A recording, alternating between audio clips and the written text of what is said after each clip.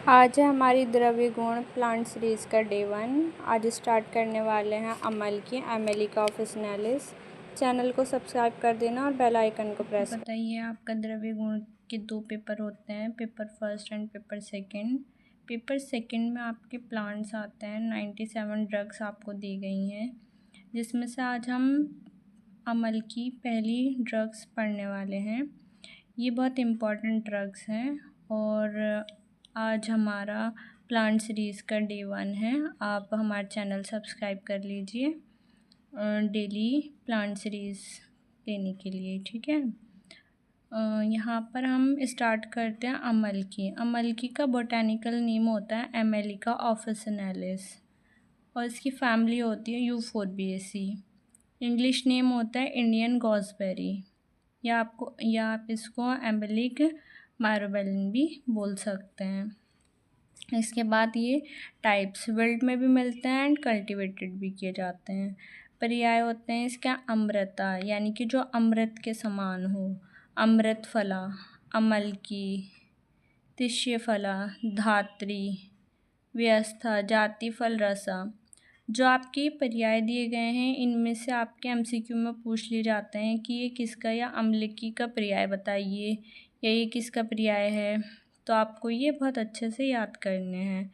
जैसे जैसे आपको फॉर्मेट में मैंने बताया है पॉइंट वाइज, जैसे कि botanical name, family, English name, आपको इसी तरह से लिखना है, आपको बहुत अच्छे मार्क्स मिलेंगे। इसके बाद आता है हम क्लासिफिकेशन पर। क्लासिफिकेशन में चरक संहिता ने विस्थापन वर्ग, विरेचनोपग वर्ग, कांसहर वर्ग, कुष्ठहर वर्ग, और सुश्रुत संहिता ने इसका क्लासिफिकेशन किया है त्रिफला गण में और पुरुषकादि गण में।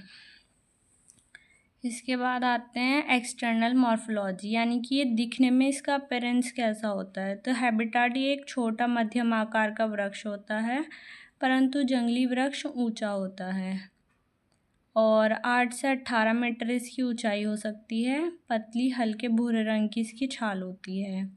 फ्लावर्स होते हैं इसके ग्रीनिश येलो और सीड होता है इसका डार्क रेडिश ब्राउन। इसके बाद आता है हैबिटाट, ये हमारे पूरे इंडिया में पाया जाता है। यूज़फुल पार्ट्स यानी कि जो हम यूज़ करते हैं, मोस्टली हम इसका फ्रूट पार्ट यूज़ करते हैं। अब इसकी केमिकल कंस्टिट्यूएंट की बात करें, केमिकल कंपोजिशन की, तो एमेलिक एसिड, फाइलेंटिडिन, टैनिन और विटामिन सी से युक्त ये हमारा ड्रग्स होता है। रसपंचक, आपको रसपंचक जो है ये रसपंचक आपको बहुत अच्छे से याद करने हैं, यहाँ से भी क्वेश्चन आपको पूछ लिया जाता है। अब यहाँ पे जैसे रस है तो रस में अम्ल रस प्रधान होता है और लवण रहित होता है, यानी कि इसमें 5 रस मिलते हैं लवण को छोड़कर। गुण होता है गुरु रुक्ष, वीर्य होता है शीत, यानी कि इसकी तासीर कैसी होती है, ठंडी होती है। विपाक में मधुर होता है, प्रभाव इसका त्रिदोष शमन होता है।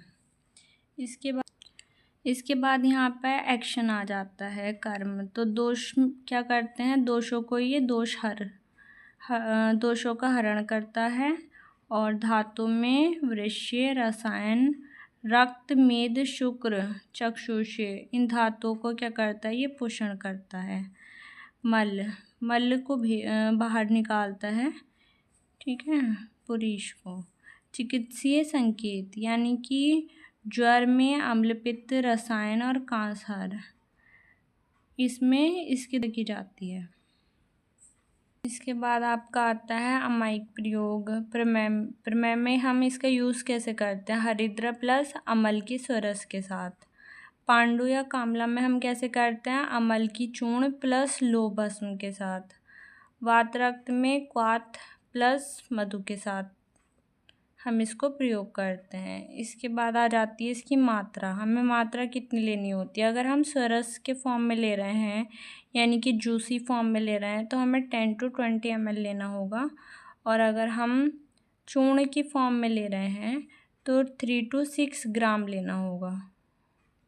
इसके बाद आता है विशिष्ट योग। च्यवनप्राश अवले, त्रिफला क्वाथ, त्रिफला घृत अमल की रसायन, यानी कि इसका किस किस में योग करके हम औषधि बनाते हैं। तो आपने त्रिफला पढ़ी है, अमल की रसायन पढ़ा है। च्यवनप्राश में मुख्य इंग्रेडिएंट्स जो होता है वो अमल की होता है। ठीक है, so thank you for watching this video, और हमारे चैनल को सब्सक्राइब कर लें, ऐसी वीडियो डेली आपको मिलेगी। Thank you.